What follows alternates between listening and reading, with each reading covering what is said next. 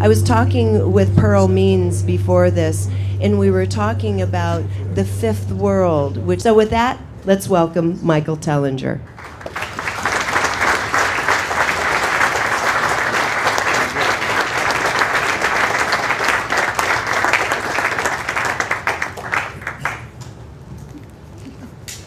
Thank you very much. I changed the slides. There's still a clicker there. Is this the thing? Oh. Q. Is this the green button? Thank you. Bigger button? Oh, this thing here.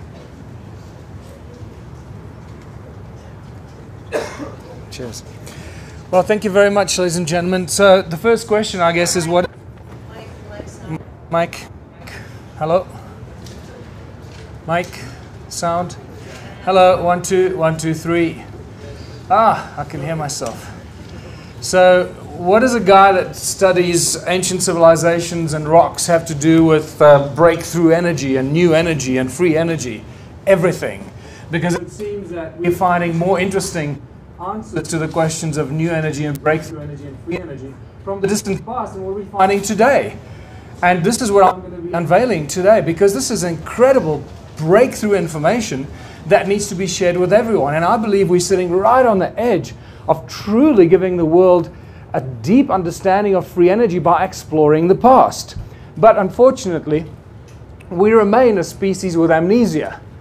And this is a big problem for us. We have no idea who we are, where we come from, and why we're here. And in this deep state of amnesia, we forget that we can look at the past to learn about what we should be doing about the future. And this is really what I'm going to try and do here, is to connect the dots, to see what we can learn from ancient civilizations that can benefit us not only today, but into forming the kind of utopian future that we all believe we should have as living, breathing human beings, and not pieces of paper called straw men and things like that, or legal fiction and things like that, which I might get into if there's time at the end. So the breakthrough energy movement, here we are. It's the second year. I was in Holland last year, and so I come here with a heart filled with joy and hope. But at the same time, I come here with deep sadness, because where have we gone in 1 year? Absolutely nowhere. The same talk about free energy and promise, and 6 months down the road and 12 months down the road, and nothing has materialized. And that is fundamentally what I have a big problem with.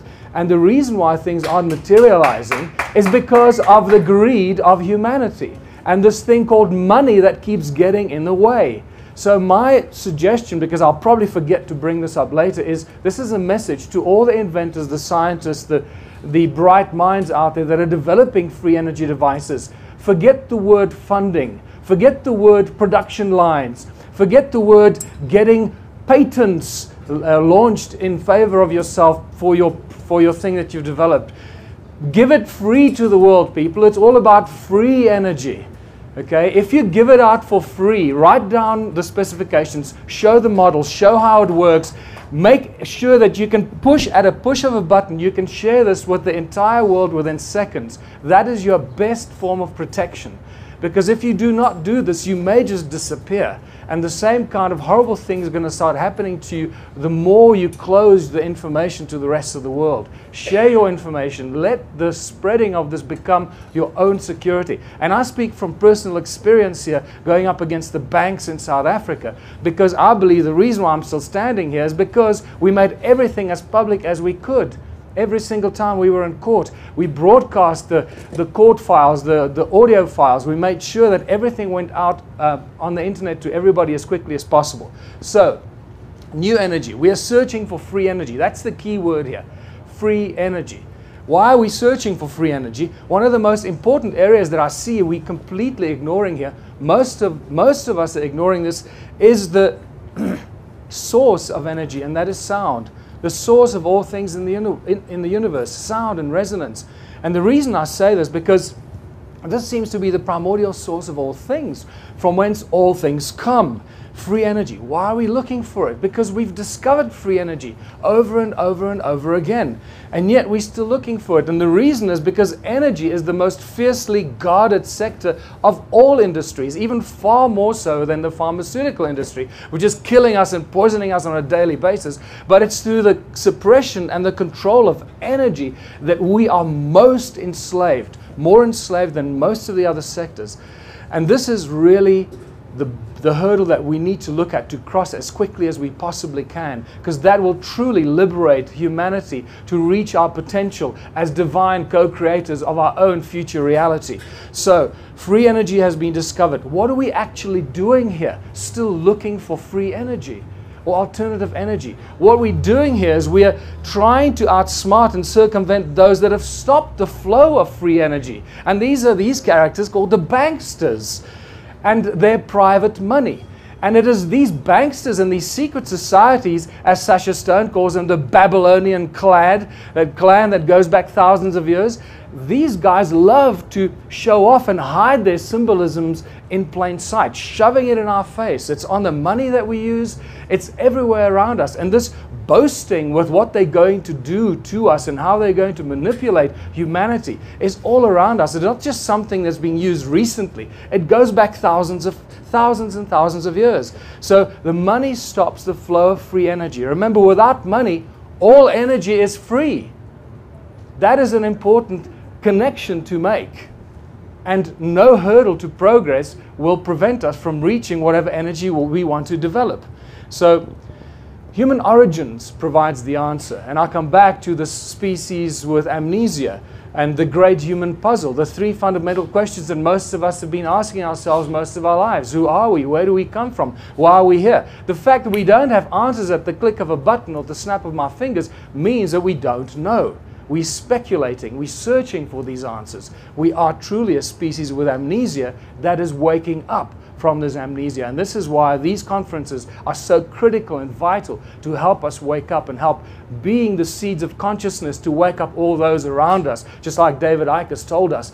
And I'm so excited to hear this is happening, because I didn't even know that the People's Voice was at such an advanced stage of becoming a reality. So what we find when you start looking at the origins of humankind and the origins of all things, that sound and resonance become the common denominators of all creation stories. It doesn't matter where you look, and eventually you will find that it's sound and resonance that come into play.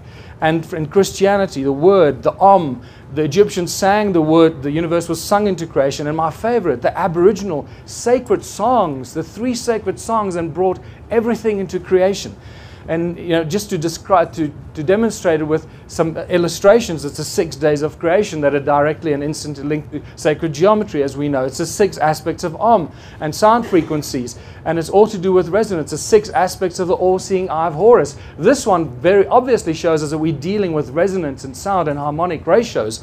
And this is where it also gets far more sinister. Just like for thousands of years, or just like recently, these secret societies that John F. Kennedy exposed in his famous speech in 1961 that eventually, I believe, led to his assassination.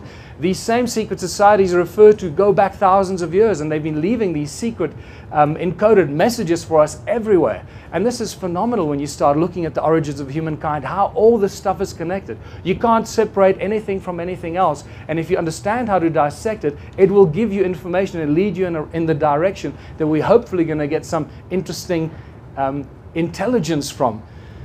The hidden occult messages in plain sight, like I mentioned. Today, just as they were thousands of years ago, hidden occult messages of the controlling of the humanity for millennia. It's been going on for thousands of years. And the all-seeing eye of Horus, many of you may not be aware of this, is actually just the representation of the pineal gland.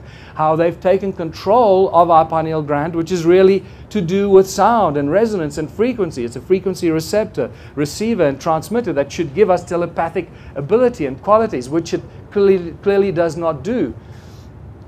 The all-seeing eye of Horus, taking control of humanity. We're seeing these strange bird-like creatures in ancient times taking control through pine cone-shaped tools of this pineal gland of ours. and controlling our DNA. Notice what is on this creature's right hand.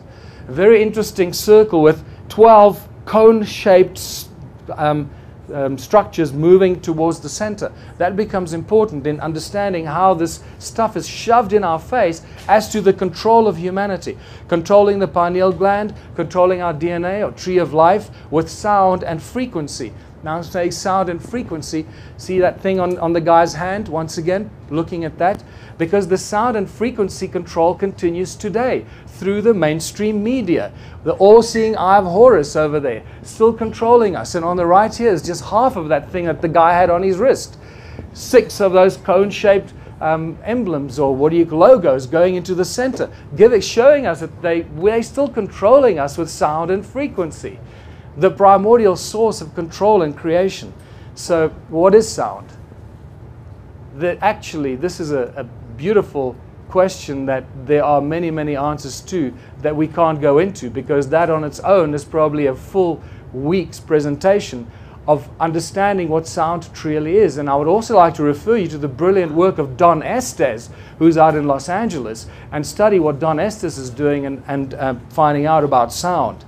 I was going to show you this video, but we have very little time today, so I'm going to ask you to go look at this for yourself. All of this stuff is out there on the internet, on YouTube. Go look up the cymoscope, John Stuart Reid's brilliant work, and look at how they manifest physical form and physical shape out of the human voice. But when you take this a little bit further and you look at some of the stills of these bubbles of sound of human voice, you start recognizing what, oh, I think, let's see, this is is this a pointer? No, it's not. Sorry.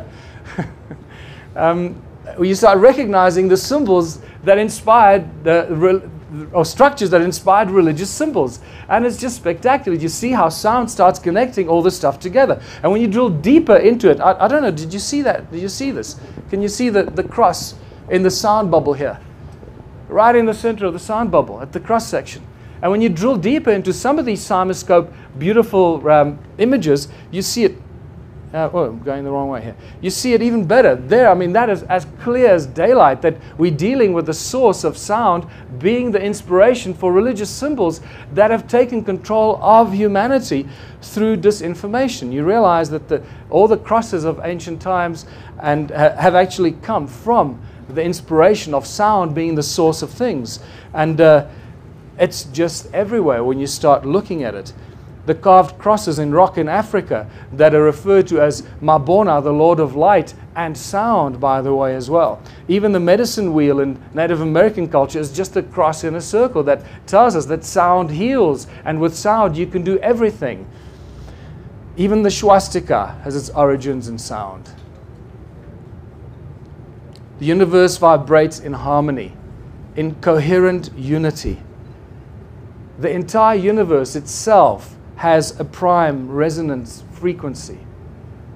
And I want you to just think about this for a while, because it is within this prime resonant frequency that encapsulates the entire universe and the multiverses that it finds itself in. If it didn't vibrate in absolute unity and harmony, it would be in dissonance. It would be incoherent. It will start breaking apart. It won't remain in unity. And therein lies the interesting challenge for humanity, to come together from dissonance and disharmony and start uniting and understanding this universal principles of coherence and unity. And in understanding how the entire universe vibrates in perfect harmony, gives us a clear indication of where we should be going as a species into the future in perfect united harmony. And I believe that this is what Gene Roddenberry actually meant when he introduced us to the prime directive, is actually referring to the prime resonance frequency of the entire universe. If you go against that, you will basically kickstart your own demise. You cannot resonate against the entire harmonic resonance of the universe. You will destroy yourself. Now, with this understanding, we need to move forward and stop destroying ourselves and vibrating in coherent unity. Sound and resonance. It levitates, it boils water, creates light, spontaneous generation of DNA, it heals, it destroys pathogens, it melts metals at body temperature at around 104 degrees, the hardest metals that you can find. It's a precursor to electromagnetism, electromagnetic fields. In 2011, Luc Montagnier discovered that you can spontaneously generate DNA just by exposing it to 7 hertz. And for this, he was excommunicated. I heard the other day that he now lives in China. Instead of winning a Nobel Prize, he had to go into hiding.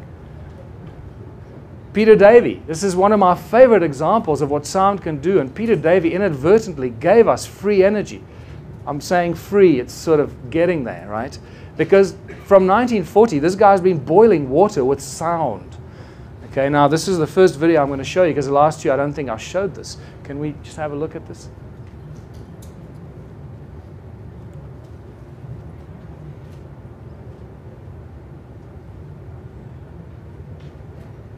A 92-year-old Christchurch inventor claims to have come up with a novel way to make a cup of tea.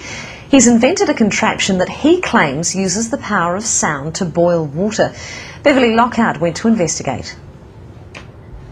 It looks like a desk lamp, is cool to the touch and appears to be doing nothing until it comes into contact with water. 92-year-old former Spitfire pilot Peter Davy claims his invention uses the power of sound to boil water. Yes, they're a bit baffled how it works. Nobody really knows how it works. Davy believes high-frequency sonic vibrations emitted from within the silver bulb cause the water to boil. He says the idea came to him 50 years ago when he noticed different saxophone notes caused different household items to rattle. The mains-powered gizmo has experts intrigued. Never seen anything like it in my life, as they say. Professor Williamson has his doubts about Davy's acoustic theory and suspects there are 2 simple electrodes inside the boiler. It's the conductivity of the water that provides the path for the current and provides the resistance to give the heating. I'm careful that I don't divulge everything. I'm waiting to get a manufacturer that's prepared to put some money into it. And if he does get it on the shelves, he's already got one interested customer. If I saw one in a shop, I'd buy one, because I think they're interesting little bit of technology. However it is they work. But for now, Davy is savouring his gizmo's success and sticking to his own unique theory on how it works. Beverly Lockhart, 3 News. So inadvertently, Peter Davy came very close to giving us free energy, because how much water do you want to boil? If you can boil water with sound, how much water do you want to boil? With a sound frequency generator and a car battery and a solar panel, how much water do you want to boil? That can drive the turbines, it can replace the coal, it can replace the nuclear reactors. How much water do you want to boil? And unfortunately, guess what happened? Money got in the way. Money got in the way. He died 2 years ago, taking the secret to his grave. I'm astounded in the whole world. I've been on this for 5 years now, sharing this information. And out of the brilliant scientists and minds out there, nobody has come up with this frequency that boils water. And the bright minds out there should be able to do that in 10 minutes flat in the laboratory. So please, people, if you know scientists and researchers that have access to laboratories that know how to do this kind of stuff, make them find out the resonance frequency of boiling water, and let's put this out there for free for everybody, not try and make billions of dollars out of it. And that was Peter Davy's problem. For 50 years he sat on this, trying to get someone to put money into it so they can create production lines, so they can sell it to the world. Therein lies the trip. That's what humanity gets tripped up all the time. The money gets in the way. Acoustic levitation. How many of you have seen this, just by show of hands? Okay, good, not too many. So let's show this, because I don't want to bore you with this stuff. David Deek, by the way, has disappeared. I spoke to a lady at Contact in the Desert that used to work with David Deek in the military. Most of the stuff was done while he was working for the military. He has disappeared. She can't trace him. I don't know what happened to him. This is a rare video of acoustic levitation, using sound to levitate matter.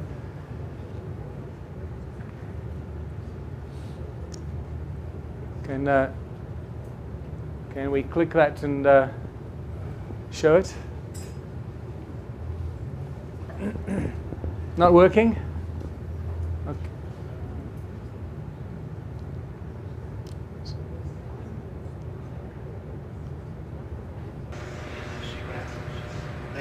Notice there are two forces of the sound, two sources of the sound frequency, and these polystyrene items are levitating at the crossing point of the source.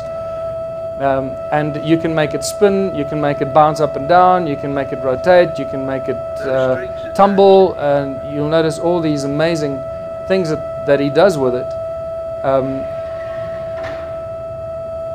And it's important to see this, because we hear stories about sound levitating things, but until you actually see it, you still imagine it's just a myth, you know, some crazy old folks story.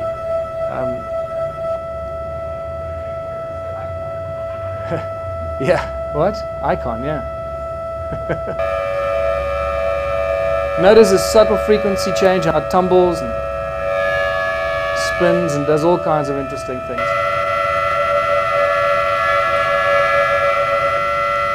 And the slightest frequency change and it starts to spin like crazy.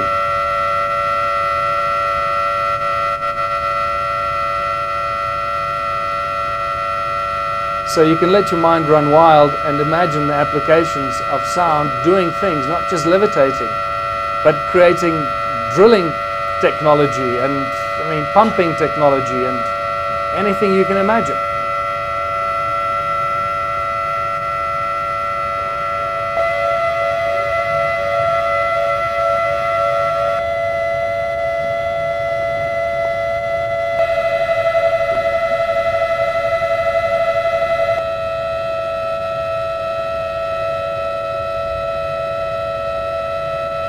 So you see, it's true, sound does levitate. It's not just an old wives' tale. My favorite one is the Aboriginal creation story, because it really explains the sound and cymatics principle, how matter can be turned into sound, how sound can turn matter or manifest physical form, should I say, and how beautifully this gets explained in some of the latest cymatic experiments that have been done. Once again, I'll point you to John Stuart Reid and co. with a cymoscope, and you can see the picture on the right is actually one of theirs as well, that shows you the torus field that these sound frequencies make. But the Aboriginal creation story says, time began when the supernatural beings awoke and broke through the surface of the earth. Can you see they're explaining cymatic activity? And they moved about the earth, bringing into being the physical features of the landscapes with their 3 sacred songs. This stuff is so encoded with advanced knowledge of sound and cymatics. And let's just show this little clip. This is from Hans Jenny's brilliant work in the 60s already, but it really shows you how sound can create mountains, not just beautiful patterns. And there's a lot more of this on the internet. Just go look for yourselves. Circular shapes appear, but these are in a state of continuous upheaval. The particles are pushed outwards from the center and inwards again from the outside. And at the same time, they pulsate.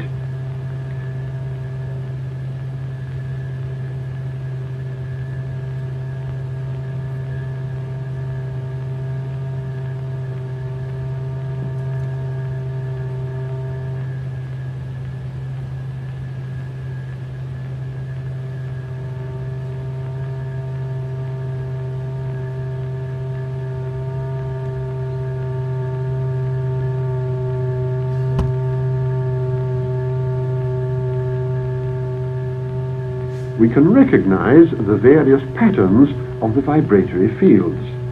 They move to and fro, unite, and separate again according to the vibratory state of the surface formed by the membrane. And we can, as it were, move over a landscape which is in a state of vibration. If we intensify the note, if we produce a crescendo for the ear, the masses are hurled outwards. we see fountains, eruptions, explosions almost. But invariably, the particles return to the center, so that here again, even under these violently dynamic conditions, we find there is circulation.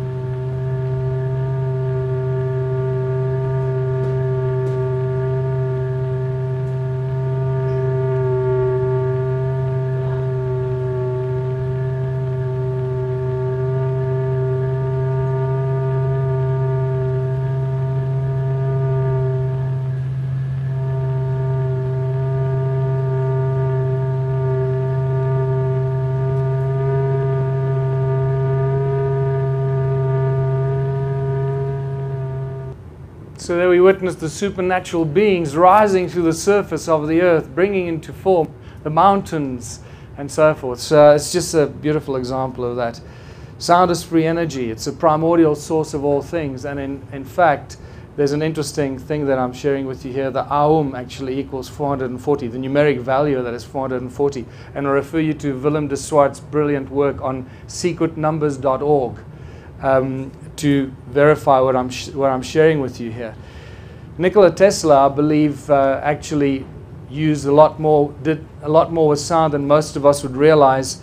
And one of his most ignored statements is that the earth rings like a bell, and if you tap into the sound frequency of the earth, you've got an inexhaustible source of energy.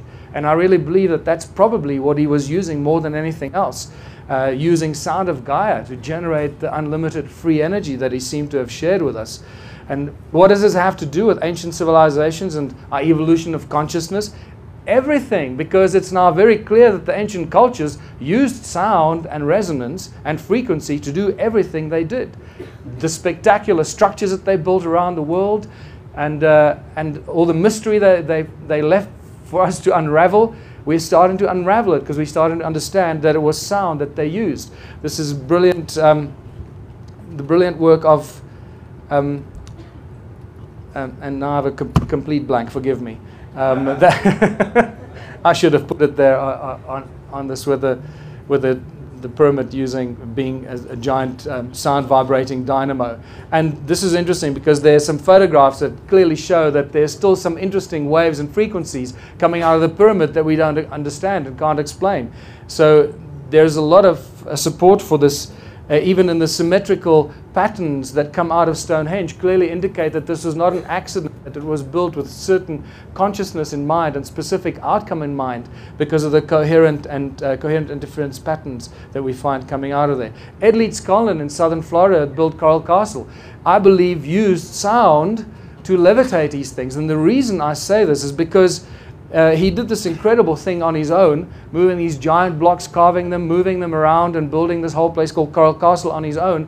And apparently he did this with what some schoolboys could refer to as ice cream cones in his hands. And this is why I call it the ice cream cone phenomenon. And I got very excited about this, and these are the little moments in your research, in your life of research, that change the way you think about things and how you see things, because I've been finding ice cream or cone-shaped tools around South Africa, around the stone circles, since the first day I set my foot there, and I found dozens and dozens of them, all connected to the stone circles and the ancient ruins that I've been exploring. And suddenly you start finding these cone-shaped tools in Egypt. You start finding them everywhere. You find them in the Rosicrucian Museum in San Jose in California. And guess what the cuneiform inscriptions on these cone-shaped tools tell us? That these were tools utilized for building the temples in Sumer. And they commemorate the building of the temples in Sumer. Cone-shaped tools, and we start getting an interesting common denominator here. The conical tower in Great Zimbabwe, and I believe there were actually 2 conical towers in Great Zimbabwe facing the sky. Were these possibly the tips of Caesar technology? I believe that you'll understand why I make these outrageous claims. I was just recently told by people that have been working on the Bosnian pyramid that they've been finding dozens and dozens of cone-shaped stones in the Bosnian pyramid among the artifacts they've been collecting at Sam Osmanagic. I need to ask him to send me some photographs. And then in our eyes, we've got rods and cones, right? So when we see movies like Superman, I believe that this is really our gift to be like Superman, to do things with our eyes because of the cones in our eyes. And you'll start seeing why this is not as outlandish and outrageous as first might meet the eye. In the 11th century, sorry, I missed that completely. The history of Southern Africa is all about gold. By now you should know this. If you don't know this yet, this is why this is the golden goose, and this is why Southern Africa has always been stable. It's never been quite out of control, because this is what Cecil John Rhodes made very, very sure of, that it was stabilized for the crown, because that's the goose that lays the golden egg, and they cannot destabilize the goose that lays the golden egg. And this is why it's one of the best kept secrets in the world, and I hope to keep it that way, because I want the whole world to come to Southern Africa. So in the 11th century, we're told by Ahmed al-Biruni that describes the prosperous gold exports from the port of Sofala. Now, there's a whole lot of important information about this, but what's fascinating about this is that for about 700 years, along the east coast of Africa, they traded with these beads that were apparently worth their weight in gold. Now, our historians put this in the history books and then we forget about it. It's an interesting curiosity, but we got to stop and say, why on earth would beads be worth their weight in gold? It doesn't make any sense. Here's a hand of gold, there's a hand of beads. What are you going to take? Right? You'll take the gold. So why on earth would somebody make the statement, and why would this have been the case for about 700 years? It's this critical bit of information, and you'll see why it connects directly to the beads and their shape, and I think you already know what I'm talking about. The history books claim that Southern Africa was sparsely populated. Well, unfortunately, that theory gets blown right out the water by the stone ruins and the ancient sites that we've been discovering and sharing with the world. There are many, many of them, and unfortunately they've been under attack, and they have millions, or let me rephrase it, thousands of them have been destroyed by ignorant government officials, forestry, farming, roadworks, town development. Thousands and thousands have been destroyed. However, there are many that remain. And unfortunately that they still fall into the realm of cattle kraal, so-called cattle enclosures that people used to keep their cattle in. And that is still what goes out in our history books. I'm going to show you just a few of them so you get an idea. If you've seen this before, please indulge me again. What's important to note that each one of them is circular, and yet each one is completely unique. There are no two stone circles that are identical or even closely resembling each other. They are completely unique. And you start seeing very interesting things as you start studying this, but because we only have an hour, I'm just going to rush through this. And you start seeing some fascinating flower-shaped patterns, because flowers are pretty, so they built cattle kraal to look like flowers. Right? But you can only see it when you're up in the air. I don't think so. So what's going on here? Notice how they connected by these channels, that everything is connected. And incidentally, Great Zimbabwe is part of all of this. Okay? It is not excluded. In fact, we'll realize that Great Zimbabwe is the head office, or the major stone structure in Southern Africa. Or, as I now have irrefutable evidence that we can't go to in here in this short space of time, that this was actually the Sumerian entity Enki, his domain. And thank you very much, Regina. And this is what Great Zimbabwe looks like from the side. If you haven't seen it before, it's a spectacular structure. It's a very confusing structure. The current historic evaluation is it was built by the Moors around 1,000 years ago. That's it. That's where it stops. I have news for them. The problem with these stone structures and these cattle kraal is that they aligned with the movement of the sun and solstices and equinoxes, and also sacred geometry and 5-factor and so forth. So, and hexagons suddenly come out of it, and you realize that these cattle kraal must have obviously been built for holy cows, because otherwise these guys were really wasting their time. And when you start seeing equilateral triangles that do some really interesting things, and star tetrahedrons coming out of these structures, we realize we're dealing with something far removed from basic structures, whether they were built for dwellings or cattle. It doesn't matter. This is a whole different level of consciousness. These ancient roads or channels that connect each one of these stone circles. Not one stone circle stands on its own. They're all interconnected.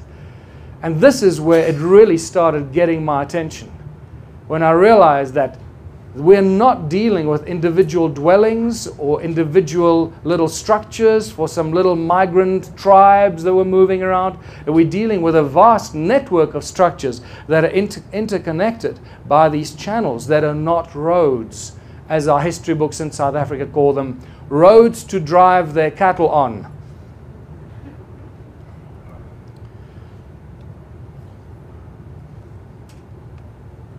All of them are connected in one giant grid. Imagine most of Southern Africa looking something like this hundreds of thousands of years ago.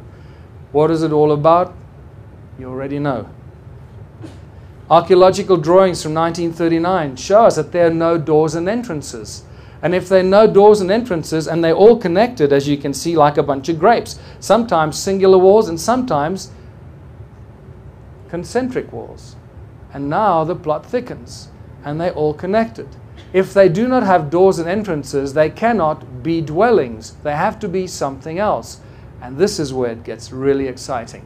Now we also get the real problem of agricultural terraces that cover more than 450,000 square kilometers in a part of the world that was apparently sparsely populated with hardly anybody living there. Who the hell was building the agricultural terraces, and who the hell were they feeding? And these terraces are everywhere. Once your eyes get sensitized and you drive around with me, it gets a little laborious because I keep stopping and taking photographs of everything like this here. But at least I can show you. Even on Google, when you start looking around, you'll start seeing these terraces everywhere. And on inhospitable steep mountains in Lesotho, where there shouldn't be any terraces, there are terraces. And here you have a beautiful example. This is right up the road from where I live. I live right in the middle of these ancient structures. I moved away 5 years ago from the craziness of Johannesburg, and you can see the channels, the terraces, and the stone circles all held together like a giant spider's web, holding them all together. And on top of the mountain, it looks something like this.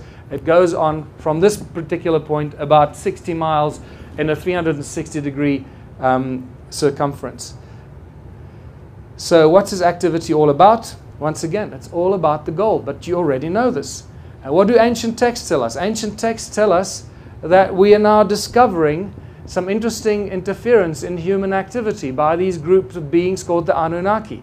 And I cannot stress enough, for those of you that are still speculating or wondering about this, I cannot stress enough the importance of the influence and the interference on human activity by these entities called the Anunnaki. And I urge you to go and do some more research on this, because we don't have time here today.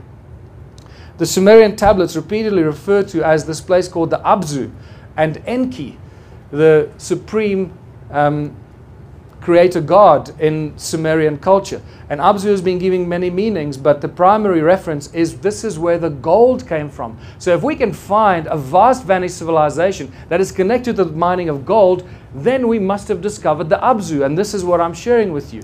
Enki's special place below the equator where the gold came from. South Africa and Zimbabwe mainly, with a little bit in Botswana and Mozambique as well. In the Abzu, Enki plans was conceiving where to build his house, where for heroes' dwellings to prepare, where the bowels of the earth to enter. Some of these translations are spectacular. Primitive workers shall be created. Our command he will understand. Our tools he will handle. To the Anunnaki in the Abzu relief shall come. This is the planning of the slave species. The Lulu Amelu, the primitive worker, to help the Anunnaki get the gold out of the ground. And there can be no doubt that it is gold that this is all about. I've taken it out of my presentation because it's just far too long. The gold on its own, as you know, is probably a full-day discussion, just why it was gold that they were after.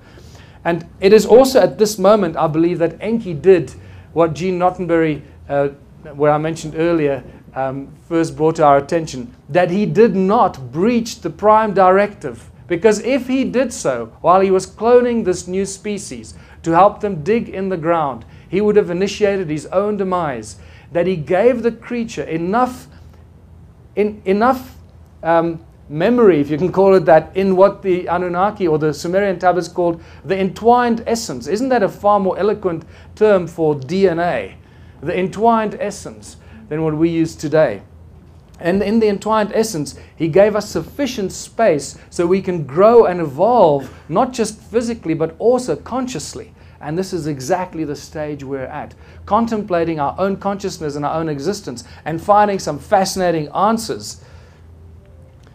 And this is where we see Enki's house, his technology, and what they were doing. In the midst of the Abzu, to a place of pure waters, Enki betook himself. In that land, a place of deepness, he determined for the heroes into the earth's bowels to descend. The earth splitter, there Enki established, therewith in the earth a gash to make. And I'm going to show you the earth splitter. By way of tunnels, earth's innards to reach, the golden veins to uncover. How many of these ruins are there? If there were a few hundred or a few thousand, I'd say, you know what, I don't know. But unfortunately, that is not the case. In 1891, Theodore Benn theorized, or he guessed, that from horseback, that there were about 4,000 of these structures. You know, I can still deal with 4,000. But by 1974, Roger Summers did a count based on the technology and available information he had, and he came up with a really nice number of 20,000. By now, we're dealing with a vast vanished civilization already. But it doesn't stop there. It gets far freakier than that, people. Much freakier than that. I entered in 2007, and 6 months later, or 12 months later, I counted more than 10 million. No, I did not count one by one. I've had that question before. But I'm not going to go through the lengthy process that I took. What kind of stone is it? Let me just go back here, because more than 10 million, I hope this penny dropped for you, more than 10 million stone ruins. Clearly, there is something going on here that we got no idea about, that history has never recognized. A vanished civilization, we have no idea or clue about what they were doing. But now we do, and that's why we're here. And guess what? They had advanced knowledge of the laws of nature and sound as a source of energy, which I'm going to show you. And this is where my real breakthrough moment came, when I realized that the stone they used was a special kind of stone, mostly known as hornfels. They also use a very dense kind of dolerite, which to an untrained eye looks just like hornfels. But the common denominator they have is that these stones ring like bells.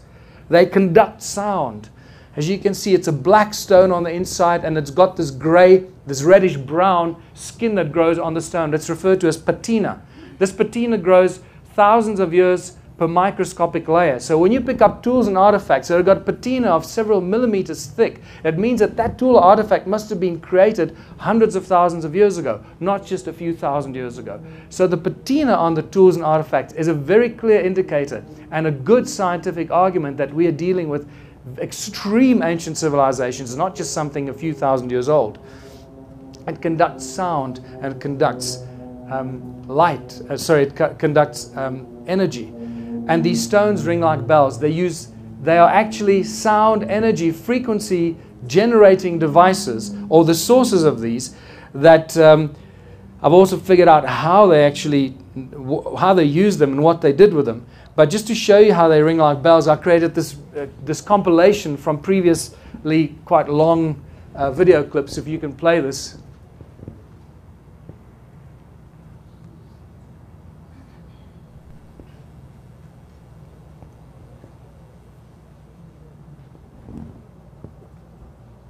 Let me also just show you how some of these other stones ring like bells.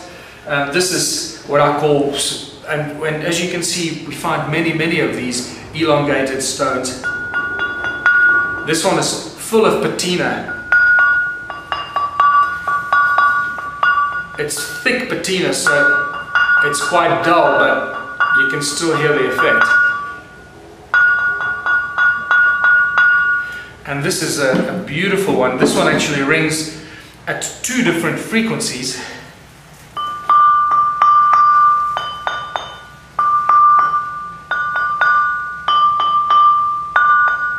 Dun dun dun, dun dun dun.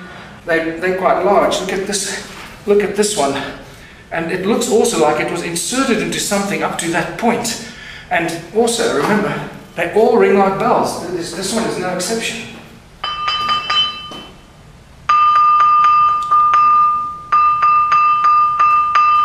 Alright, and on There we go. That's better. That's what you want. You realize that this thing really rings like a bell and it reverberates for quite a long time.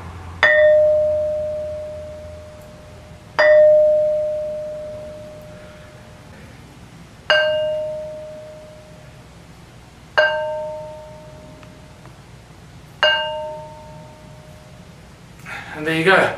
Demonstration how these stones ring like bells, and they were used in all kinds of ways and fashions, just like the ankh, to create specific vibrational frequencies and specific notes to use as a form and a source of energy. Thanks.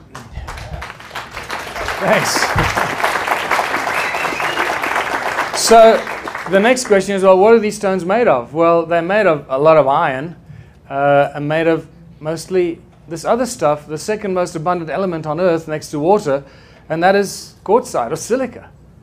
And guess what we use quartz and silica for in the most advanced technology today?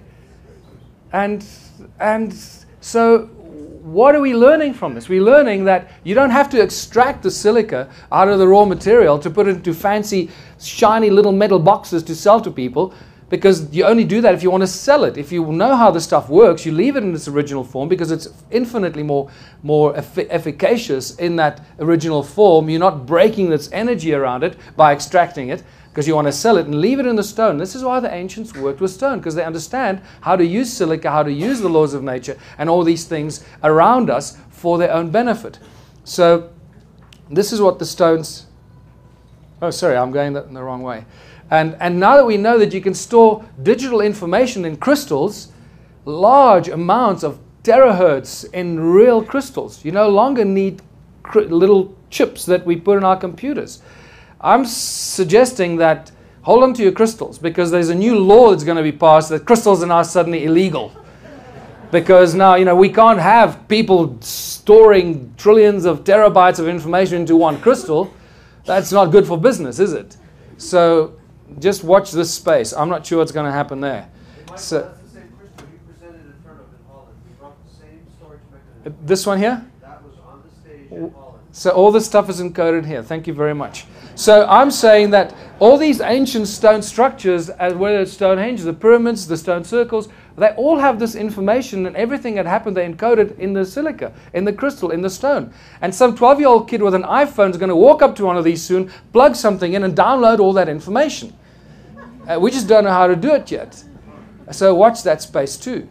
So, and it's only really in 2009 that the world was introduced to Caesar technology. Until then, we only knew about laser technology. Now suddenly they're talking about Caesar technology. Laser uses light, coherent light. Caesar technology uses sound. Bingo! Here we are, going back thousands of years, suddenly understanding what these ancients did. They didn't necessarily use light. They probably used light as well, but they most likely used mostly sound. Caesar technology, therefore the cone-shaped tools, the cone-shaped stones, the ice cream cone phenomenon that you find in all these ancient sites, from the pyramids to Stonehenge, to the Bosnian pyramid, to all over the world, to Edlitz at Coral Castle, and these spectacular cone-shaped tools that I've been finding.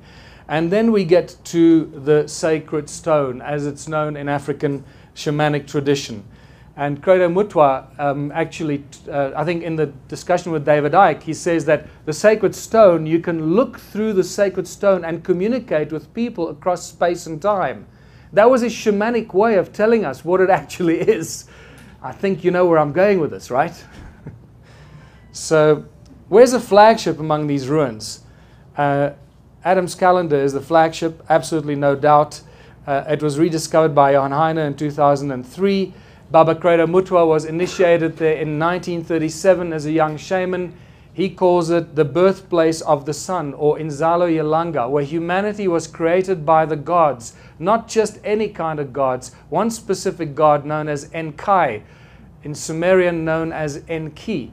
And here we have African culture connecting with Sumerian culture.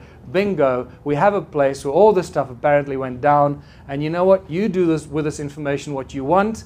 I'm going to leave it up to you.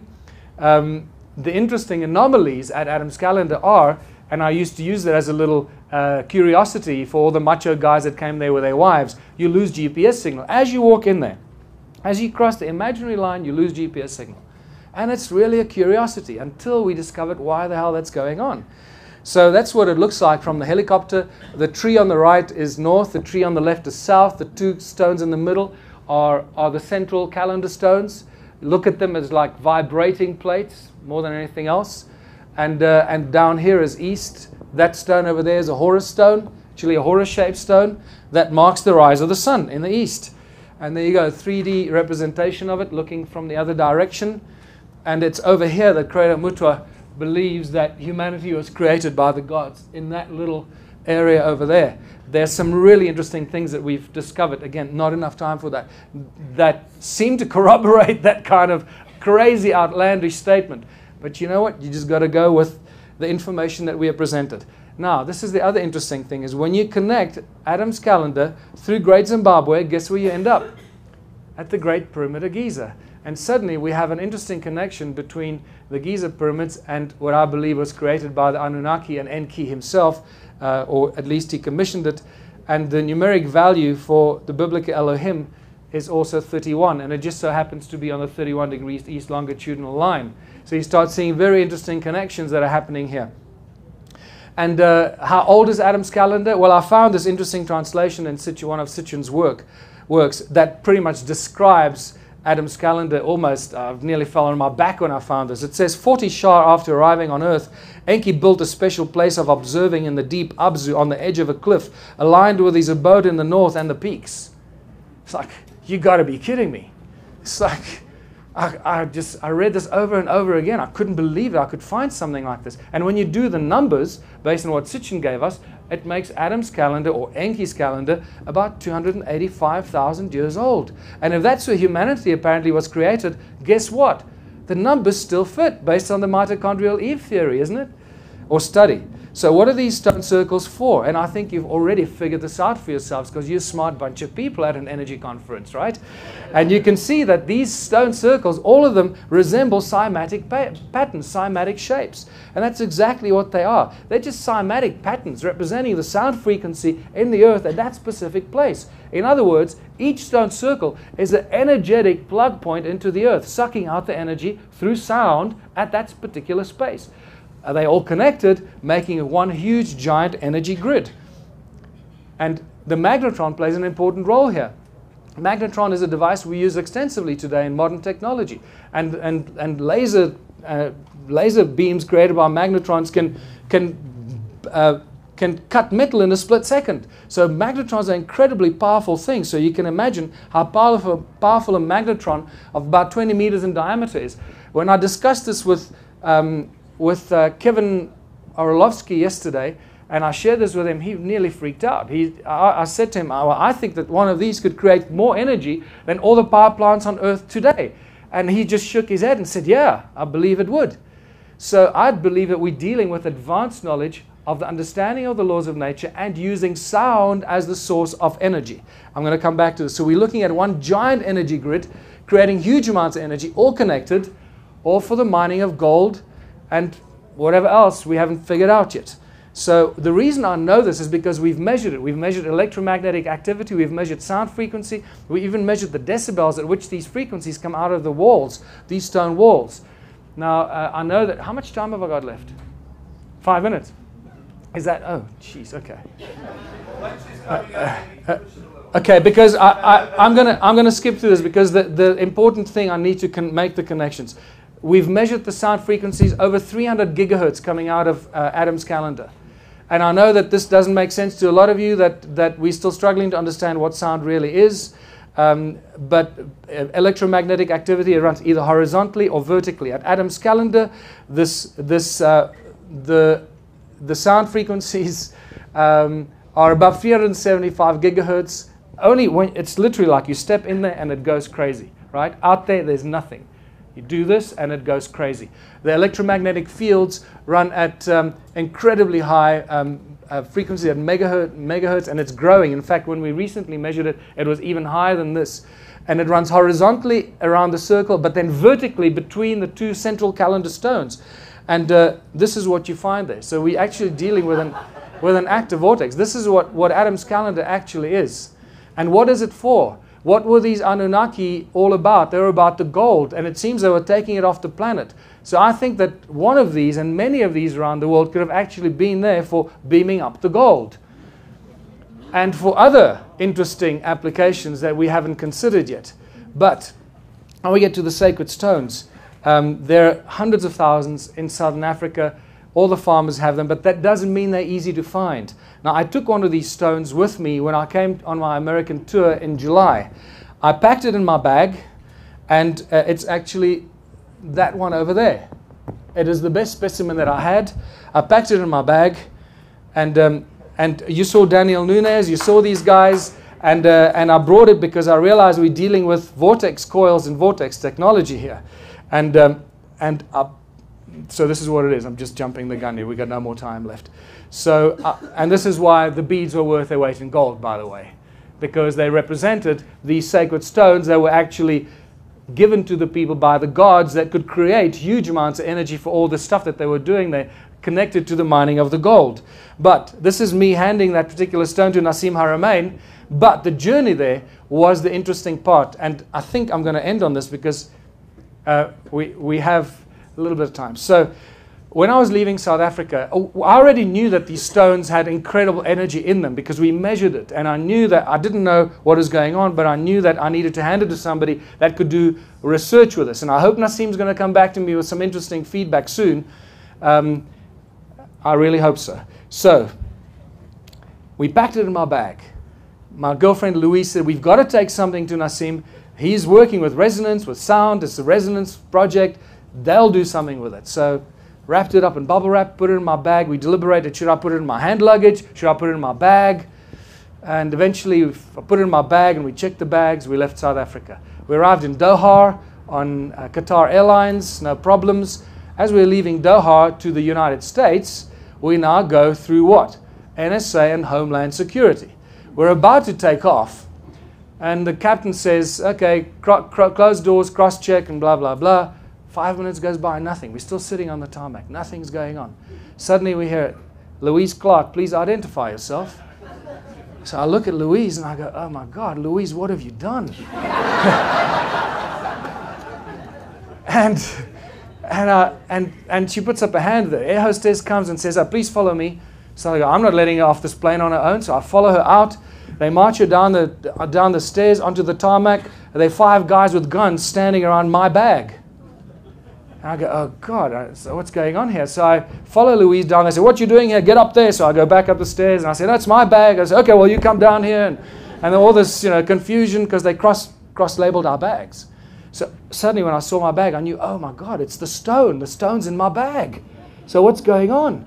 And so they say, what's in the stone? Whatever is in there is a security threat. Please open the bag. So now they're getting very itchy, very, very nervous. And as I'm opening the bag, they don't know what's coming out the bag. So they're like getting... and as I'm opening the bag, I'm thinking, what am I going to tell these people? It's my sacred stone. I don't want them to confiscate this.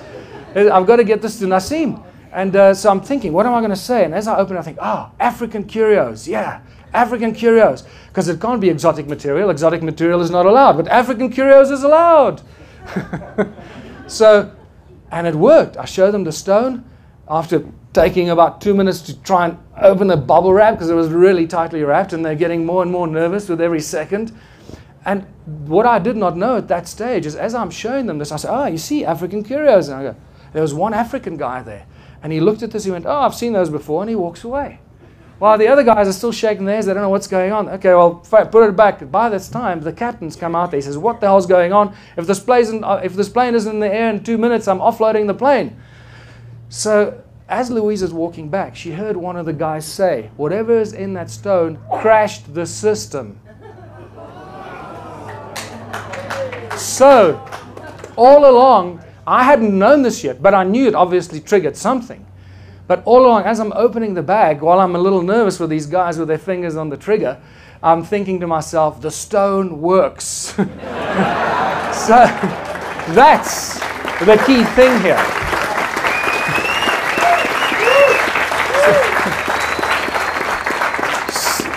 you can imagine, they scan these bags with all kinds of things and probably ultrasound frequencies. One of those sound frequencies must have gone into the center of that and created a pulse that just shut the whole system down.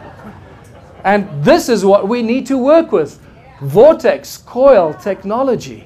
And if I believe that if it's made out of stone, it is infinitely more powerful than if you make it out of wire. So I've been talking to Daniel and to Randy about how we take their knowledge and convert it into these. Maybe we take these stones, we measure them, we image them, we print them out of the 3D printers, then we cover them by crushed dolerite, and we've got a simulated sacred donut that will hopefully... Yes. Sacred, Randy's donuts are going to become sacred donuts. So we have free energy, people. The ancient civilizations of Southern Africa have given us free energy, and we just need to figure out how to tap into it. My brief discussion with Kevin Orlowski yesterday made me very excited, because I believe he's one of the few people that will understand how to do this. Now, I'm not going to go through this. You can look at this, the transport, levitation, the electromagnetic, the channels between the circles were actually transportation devices, things levitated above them. It's called quantum locking. Go look it for yourself. You'll freak out when you see it. It's beautiful. But I want to share this with you, because this is really the major breakthrough, and I'm going to take 5 more minutes to end here.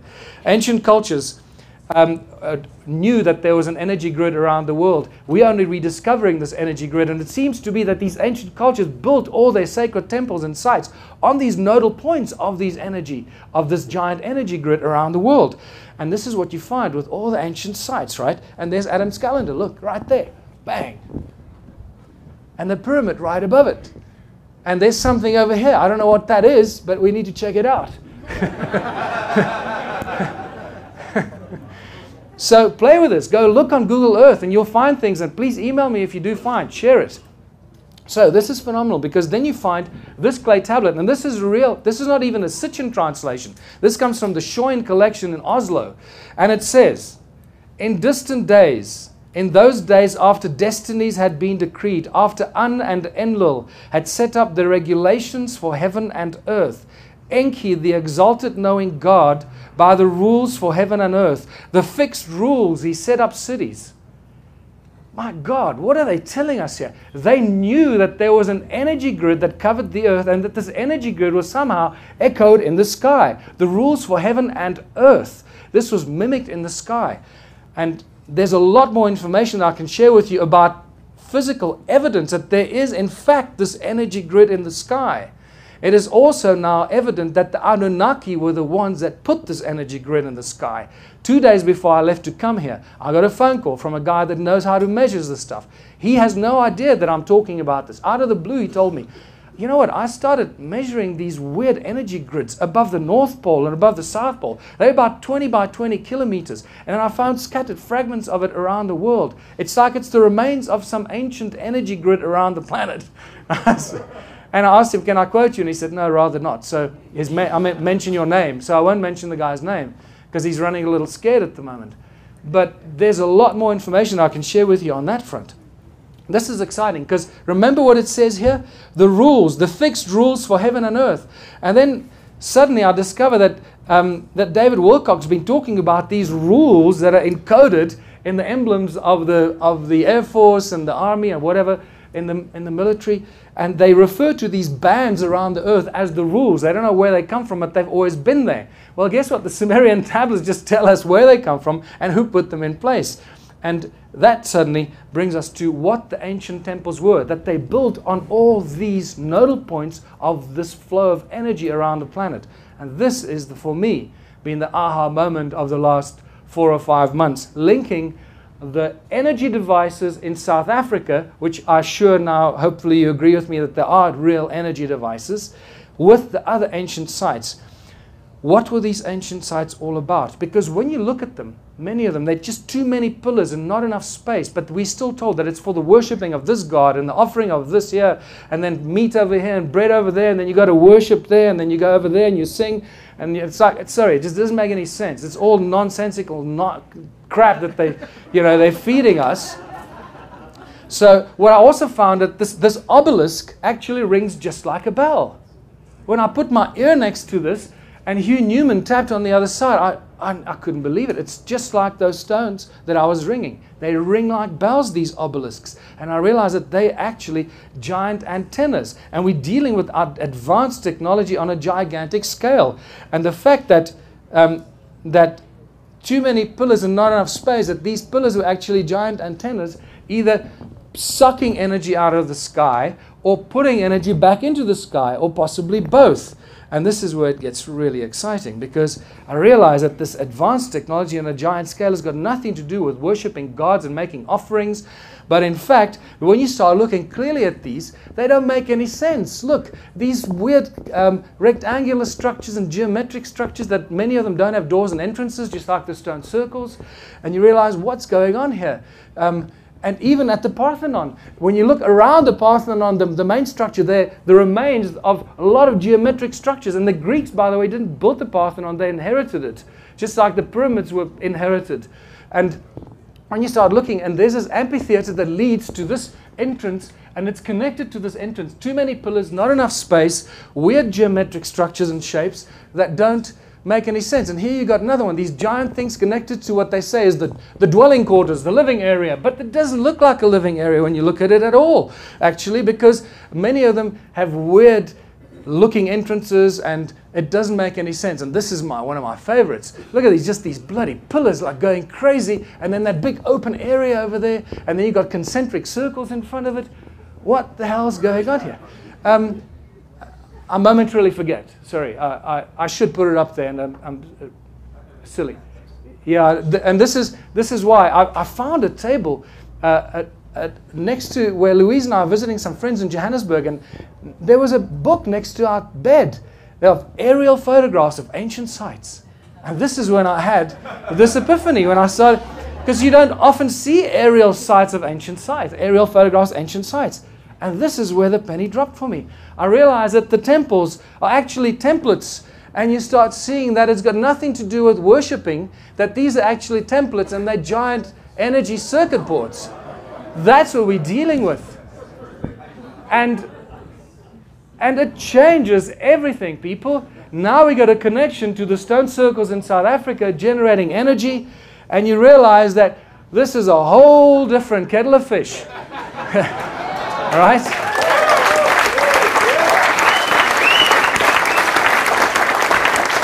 I mean, look at this. You know, this gigantic. What is this made of? Silica and gold and you know, silica. Giant pillars made of silica. It's insane. Okay? And when you start looking, now you just go crazy. Please go and look for this. You're going to go nuts. You're going to stay up at night.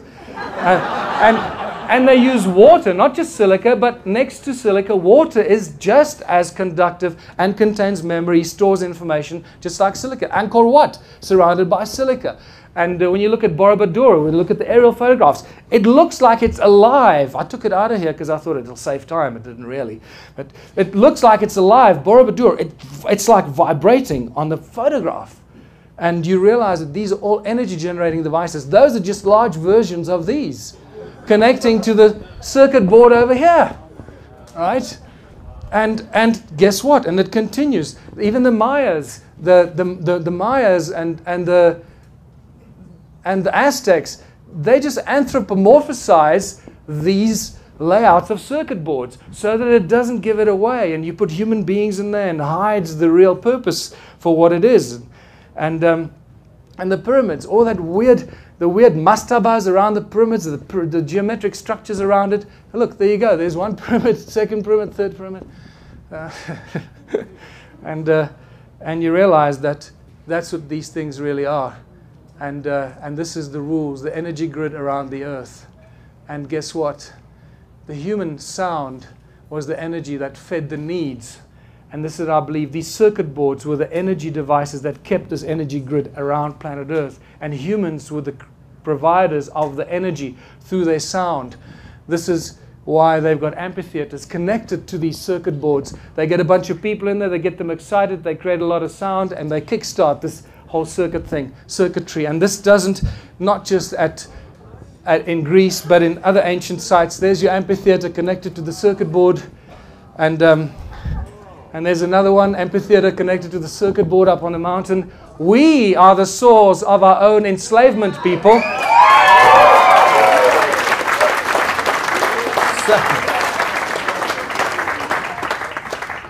And nothing has changed in 2013. Why do churches have steeples? Why, do people want to get electrocuted in there? Because they gather in there, they're filled with fear. They think God is going to kill them. Fear is a very strong energy. They sing, they chant, they do all kinds of weird stuff, and that creates energy. And that gets converted into business centers and cities where we make a lot of noise. Human beings are extremely noisy. We never stop making a noise. And it's the sound energy of humanity that seems to feed these creatures out there that feed off our energy. It's not the sound, it's the energetic vibration. It's the quality of the vibration. Well, exactly. But you know what I mean. Thank you for... Because we can still make sound, we just have to make it with the correct vibration. Absolutely, but unfortunately, most of the sound we make is driven by fear, because remember, we are captives in a planet that is filled with fear. Our entire reality. I know that. You're not. Except, all of us except you. Because believe me, on some level, you're still filled with fear that you may not recognize. It's unfortunately a very powerful thing. These guys have been at it for thousands and thousands of years. They are masters at manipulation. And these are the connecting channels that connect the cities that make the noise, just making more noise. So people in cities are the source of our energy. And on that note, what have we learned from this? I'm going to leave this up to you, because this is all in my new book called Ubuntu Contributionism, Blueprint for Human Prosperity, A World Without Money. And this is where this was leading to. Because, thank you. So I'm going to finish here and ask you to please leave from here, because I haven't really shared the last most important part of this presentation. Leave here and be a seed of consciousness. Don't be fearful of what you know. Share it with everybody, because once they've heard it, they cannot unhear it. And whether they know it or not, they will resonate that knowledge and that information with everyone they come into contact with, even if they don't come into contact with them. They will themselves become seeds of consciousness. This is how we're going to exponentially grow this consciousness and release ourselves from this prison planet that is really not our destiny. So thank you for listening. There's a...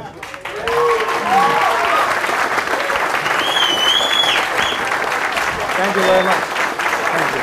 That was the best one ever. No. Thank you very much, people.